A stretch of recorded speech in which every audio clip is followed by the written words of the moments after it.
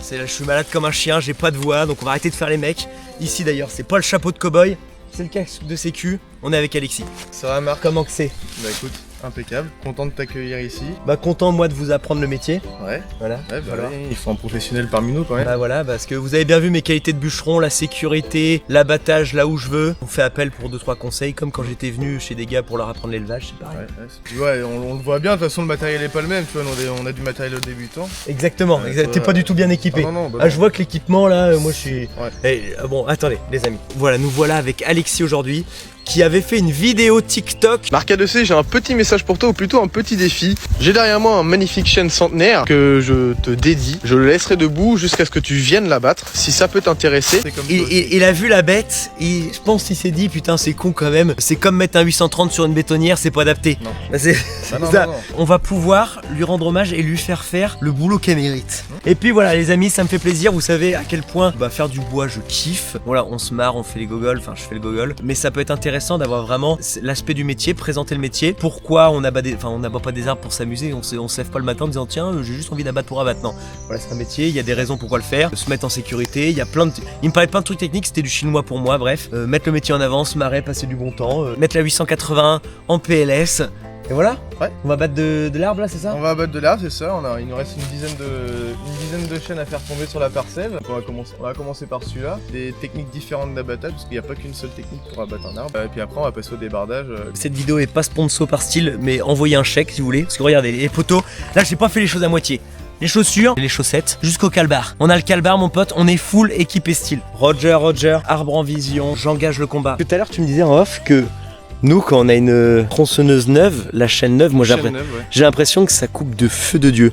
Et toi, tu me disais qu'en fait. Ça coupe rien.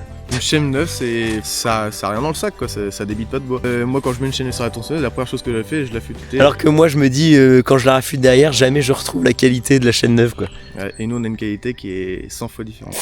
Et du coup, là, t'arrives à me dire si la 88, elle est bien affûtée ou pas, là, à l'œil. Bah, à l'œil, déjà, tu vois, on voit des petits défauts. Ici on voit que t'as un petit impact sur ta gauche. Alors d'aspect comme ça paraît rien. C'est fondamental, c'est le petit truc qui va faire que ta machine elle croche moins que la mienne. Ah ouais putain, d'accord. De pas toucher la terre, pas toucher de cailloux, la mousse, faire attention. Ouais. À la mousse aussi? À la mousse, y a rien de pire. Ah bon? Y a énormément de sable dans la mousse. Donc là ça on a des sables où y a pas trop de mousse. Mais la mousse, t'as toujours des petits gravillons qui se mettent dedans, tout ça, de la terre. Et ça satellise une chaîne. C'est satellisé. Vous êtes satellisé. Ouais, donc là je peux te dire que avant de commencer, faut que t'affûtes. Ok. Ouais. Bon bah, parfait. j'ai jamais reçu vraiment bien affûté. Il y a qu'un côté que j'ai affûté, l'autre non. Ouais, mais c'est comme nous, on a toujours un côté qu'on préfère. Ouais. Et du coup là pour affûter, tu fais quoi? Parce que t'as pas d'étau? Non, sur un arbre. Pardon? Ouais, on se met sur un arbre. Tu mets ta tronçonneuse comme ça là, t'as des angles à respecter. Mais c'est pareil, en fait, chaque personne va avoir un affûtage différent. Tu vois, moi je vais affûter d'une façon et Nathan va affûter d'une autre. Ouais. D'autres professionnels, c'est pareil, ils vont avoir un affûtage qui va être totalement différent. Ok. Après, t'as ta limiteur de profondeur qui vont faire que ta machine elle va plus ou moins mordre dans le bois. Comme ça, en fonction de l'essence que tu vas couper, si elle est plus ou moins tendre, il faut que tu laisses entre 1 mm et 2 mm de jour entre ta jauge. T'as des gens, ils vont affûter sur une souche où ils vont se mettre carrément couchés sur la machine. T'en as d'autres, ils vont prendre le guide sur l'épaule et puis ils vont affûter comme si tu jouais du violon. Ah ouais? C'est ça. Donc là, vous avez des 500i les gars. Ouais. Vous êtes avec des 500i. Que de la 501. Ouais, impeccable. Moi, je bûche qu'avec ça. T'en as qui bûchent avec des 661 ou des 462. Voilà, moi, la 501i, c'est quelque chose qui me convient très bien. Oui. Je fais pas non plus des pétards toute la journée. Globalement, ce que je fais, c'est des arbres qui sont gros comme ça, donc oui, c'est largement... C'est comme quand j'ai acheté la 800, les amis, je vous l'ai dit, hein, le vendeur il me dit les bûcherons ils l'utilisent même pas, c'est rare quoi. Une 500i ça fait autant le taf, ça va être très très puissant quoi. C'est plus adapté à ce type de bois quoi. Puis le rapport poids-puissance. Que toi t'as 88. Ouais. Voilà, ok, y a là on impose, ouais c'est bon, c'est bon. J'ai une physique extrêmement dure. Voilà, là ça suffit. Là c'est mon tour les gars. On a Nathan aussi qui est avec nous, l'apprenti impeccable bien. J'appuie juste vers... C'est tout. Voilà. T'as mis un peu trop ta lime comme ça. Là faut vraiment trop... Si tu commences à être désagréable, moi je rentre chez moi. C'est bon, hein, je viens pas là pour me faire engueuler. Non, je pensais que tu venais nous apprendre le métier, alors c'est pour ça. Non mais je fais un peu genre, je fais genre je suis novice et puis après je monte le talent, tu vois. Voilà, là, t'es pas trop. Je pense que je vais te laisser faire au bout d'un moment parce que je pense que la vidéo, ça va être juste 24 heures d'affûtage. Donc après avoir expliqué à Alexis comment bien affûter une chaîne, je l'ai laissé s'expérimenter parce que rien ne vaut la pratique pour qu'il puisse progresser. La première chose qu'on va faire, donc quand tu arrives sur ton bout de bois, c'est de voir ton penchant naturel. Ok. Donc comme ça, tu lèves la tête. Ah bon? Ouais, c'est facile. Et puis bah, tu regardes son penchant. Tu veux l'envoyer. Ouais. Tu veux l'envoyer où toi? Faut l'envoyer là. Ah bah oui. Donc après, faut essayer aussi de préserver les autres petits arbres qu'il y a tout autour. Oui, c'est ça, faut pas arracher Mais bon, tout. bah après, des fois, t'as pas le choix. Tu vas être obligé de couper le petit parce que sinon, dans tous les cas, il est mort. Donc, Ouais. La première chose à faire quand t'as fait ça, c'est de te faire une place de te barrer rapidement. Puis te barrer rapidement sans te prendre les pattes. Donc bah, tu dois te nettoyer une place au sens opposé de l'arbre il va partir. T'es pas à l'abri qu'il y ait une branche là-haut qui se décroche, qui te tombe dessus. La tête elle prenne la branche d'un autre arbre et qu'elle te retombe dessus. Ça t'arrive avec les branches elles tombent et puis putain, ça va c'est être pour ça chaud. qu'il faut toujours, une fois que ton arbre il part, faut que toujours tu te décales en arrière parce que tu regardes en haut. Et regarder en haut. Ah ouais la vache. Pour ça que le casque est important en fait. Ouais. On va commencer à égobler. Donc les poteaux là, Alexis il m'expliquait qu'en fait on va enlever toutes les pattes autour de l'arbre, on va égobler ce qu'ils appellent ça, pour rendre la grume complètement propre, le plus lisse possible pour que ça puisse passer derrière dans une écorceuse qui va enlever l'écorce et qui ait quasiment aucun défaut pour faciliter le boulot. C'est beaucoup trop gros comme tronçonneuse, c'est inutile. Inutile, j'ai déjà plus de bras. C'est immaniable. J'étais là. Non. Prendre la mienne, ça va peut-être être plus simple. Ouais, vas-y, on fait ça. Qu'est-ce que t'en penses ? On fait ça, je prends ta tronçonneuse, c'est plus simple. La belle 500i. Et ça démarre tout seul ça. Ouais. Juste un coup à faire. Oui, bah en fait, après avoir regardé sur internet, 9,7 kg pour la MS800, c'est bon pour vous, alors que c'est 6,3 kg pour la 500i. Donc c'est simple, la 800, c'est une 500i plus la moitié d'une autre. Évidemment que c'est trop lourd. Je sais pas si t'as remarqué, sur ta tronçonneuse, t'as un trait noir. Ouais, exact. En fait, ce trait te donne la direction. Tu suis ton trait, mis comme je suis, mon arbre il va bien tomber. D'accord, pour faire ton entaille, c'est comme ça que tu te positionnes. Donc la tronçonneuse, on va l'angler à 45 degrés et l'entaille va prendre un tiers du diamètre du tronc. Ok. Ok, c'est bon, on reprend la grosse. Là, j'ai ma ligne directrice. Voilà. Je démarre d'en haut ici, comme ça? Ouais, là t'es pas trop mal. Je vais te prendre la 500i. Non, là, je suis comme ça, là. C'est pas possible. Ah bah là, c'est... Voilà, là je la mets à la hauteur que je veux sans que ce soit compliqué. Faut pas la mettre trop haut non plus, en fait, voilà, c'est... Comme ça là? Ouais. Ce jour-là, j'ai perdu toute confiance en moi dans le tronçonnage. J'arrêtais pas de chercher le regard d'Alexis pour avoir validation. Une chaîne bien affûtée, ça change tout. Ton entaille elle est bien faite, tu vois, quand tes deux traits se rejoignent parfaitement. C'est important parce que si t'as un trait qui va plus loin que l'autre, ta charnière va être moins grande du fait que tu sois parti en profondeur. En fait, tu vas avoir moins de bois. Si vraiment on est pointilleux, on voit qu'en fait ton entaille elle a un peu de travers. Et ça va avoir tendance à attirer ton arbre un peu plus par là-bas que finalement. Ouais. Il faut que tu te mettes au minimum à 2 cm un peu plus haut. au-dessus que de ton entaille. Plus ils sont dangereux, plus tu vas mettre d'épaulement, plus tu vas laisser de charnière. Oui, c'est ça. En fait, il peut pas glisser quoi. Voilà, c'est ça, il peut pas glisser. Tu vas commencer ici, tu Oui. vas juste faire ça. Et du coup, quand j'arrive au bout, normalement, l'arbre il est censé tomber après. Tu vas voir que ton arbre...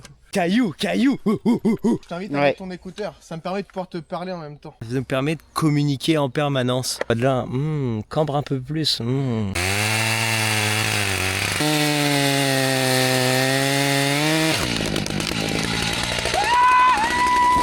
Let's go! Caillou! Voilà. C'est un beau premier abattage. Oh putain, c'était incroyable. Fais gaffe. C'est trop stylé. C'est le plus petit. Hein. J'ai l'impression d'avoir sauté à ski ou... Ouais. Ça fait une sensation incroyable. Ah, c'est ça qui est bien de son métier, c'est qu'en fait t'as de l'adrénaline. J'ai même pas trop vécu le moment, genre c'est tombé, j'ai pas eu le temps de regarder, impeccable. Pendant cette journée bois, en fait, je me suis rendu compte que c'était super dur de tirer un trait droit à la tronçonneuse. Je trouve ça super dur. Forcément, nous, quand on fait le bois de chauffage dans l'agricole, on s'en fout que le trait soit plus ou moins droit ou que ça soit plus ou moins propre la grume. Enfin voilà, vous avez compris quoi. Donc, c'est super dur de faire du boulot propre. Putain, bah voilà. Donc là, c'est fini ton boulot sur l'arbre. Donc là, le façonnage de l'arbre est quasiment fini à 95%. Il restera les petits 5% s'il reste quelques nœuds en dessous qu'on fera une fois qu'il sera débardé. Bon, blablate, on n'avance pas beaucoup. Arthur. Et pour tous ceux qui disent, tu sais, vous abattez des arbres, machin. Ici, on prélève des arbres parce que il y a une densité qui est assez forte. Il y a de jeunes plants qui sont tout autour, et malheureusement si en fait tu enlèves pas ce bout de bois là, les autres voient pas la lumière. De faire de la lumière aux arbres, c'est qu'ils du coup ils vont pouvoir se développer plus facilement. Oui. Après c'est pareil, t'as des arbres qui sont arrivés à maturité, et si tu les laisses plus vieillir, il y a des chances qu'ils meurent sur pied. Et en fait une fois que ton bout de bois il est mort sur pied, il y a des insectes qui vont le manger, et en fait du coup tu perds en qualité de bois. Et c'est dommage de laisser un arbre qui a vieilli pendant 100 ou 150 ans partir en bois de chauffage, c'est pas son utilité première. Baby, oh baby, I'm a lover in a fight. Tranche de And camembert. if he treats you bad, he's gonna see my fighting side. I don't know what to think of this conundrum we created. Hell, but if he's back before I'm gone, I'll hurt more than his pride. Now that ain't good. Hell, but it ain't bad. It ain't the best thing we ever had. It ain't less than love, but it ain't. Well, let me wreck it one more time.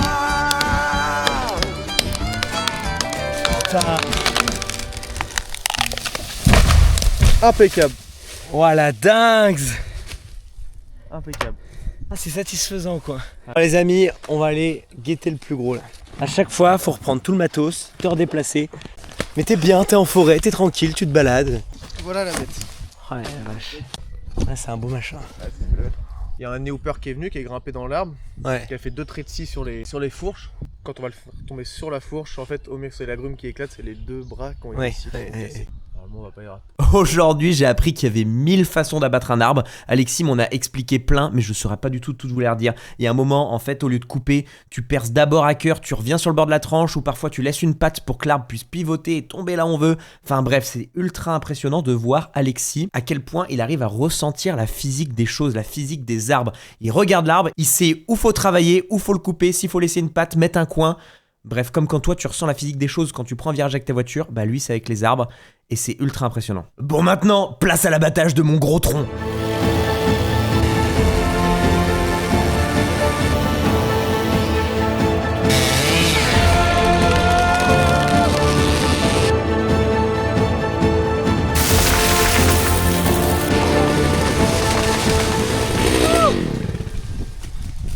Ah la vache. Ah, ça Impeccable biche, la sensation. Ah ouais. Incroyable hein, de faire des pétards comme ça, c'est. Puis la tronçonneuse, ça y va bien, tout Ouais. seul. Ah bah ouais. Ah bah non, bah c'est clair. Puis il est vraiment parti là où tu voulais quoi. Ouais. Bah c'est. Voilà, de toute façon tu le vois bien, le penchant de l'arbre, tout ça, tu le sais. Puis là en plus tu vois c'est génial, la grume elle a pas éclaté. On a un joli bout de bois quoi. C'est parfait quoi. Ben voilà, c'est fait les amis. Le fameux arbre du TikTok fait abattu avec la 800. Impeccable. Merci Alexis. Bah merci à toi Sinon on d'être serait venu. pas là. Merci à toi d'être venu.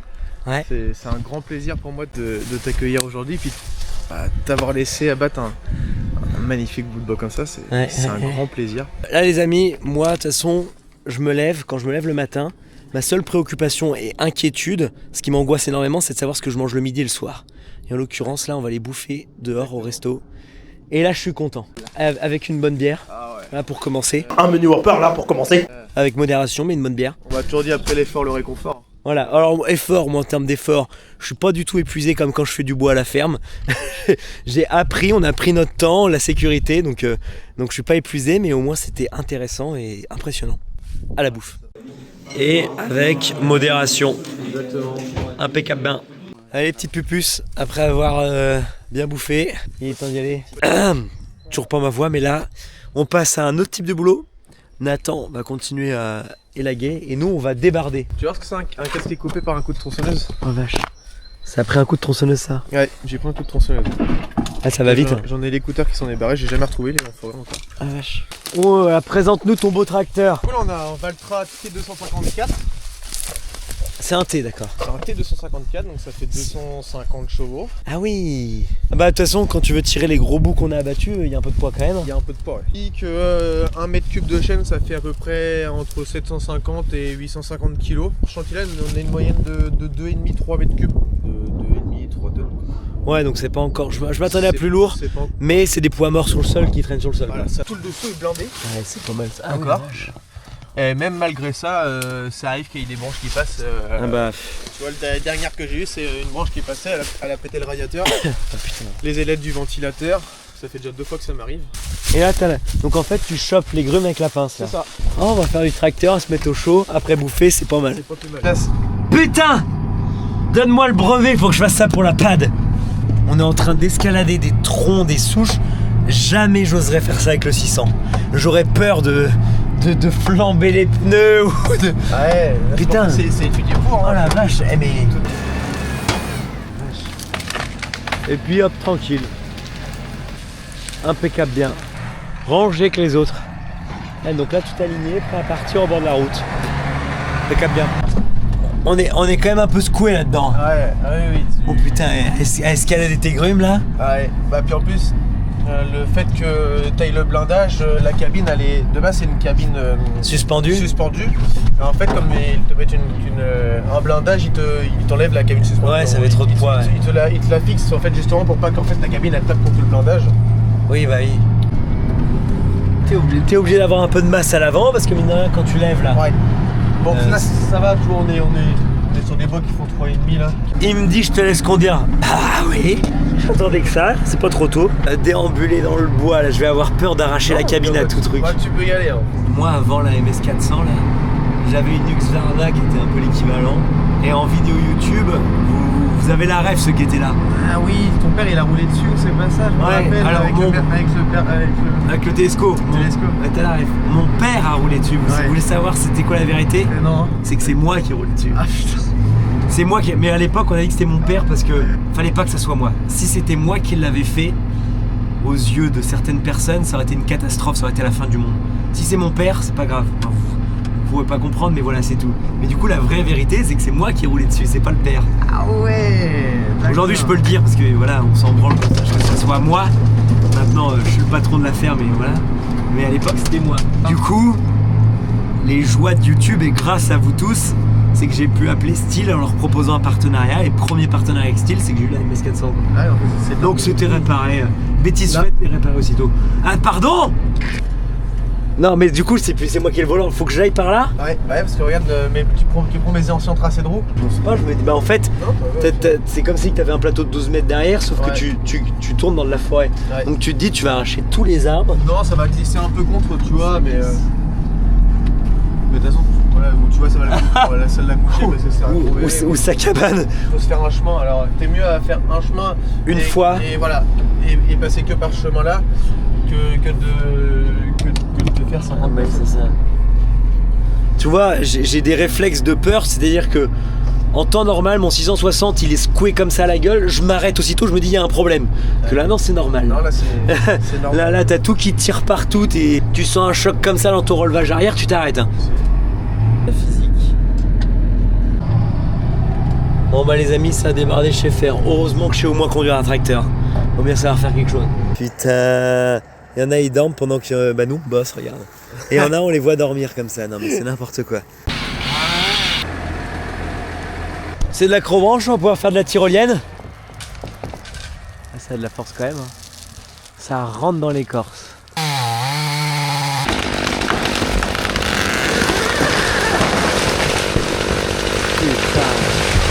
Il est un peu creux, on voit que ça va pas très loin, mais ça peut arriver que là-dedans, t'as des micros, quand t'as ça, après t'as des photos partout, mais là c'est toi.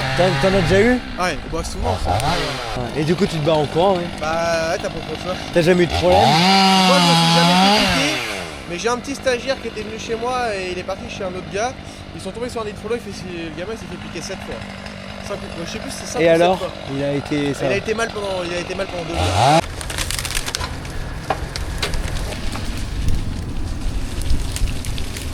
Tu fais un achat d'arbres comme ça. C'est ça, sur pied. Du coup, tu revends ce qu'on apporte nous au débardage. Voilà, exactement.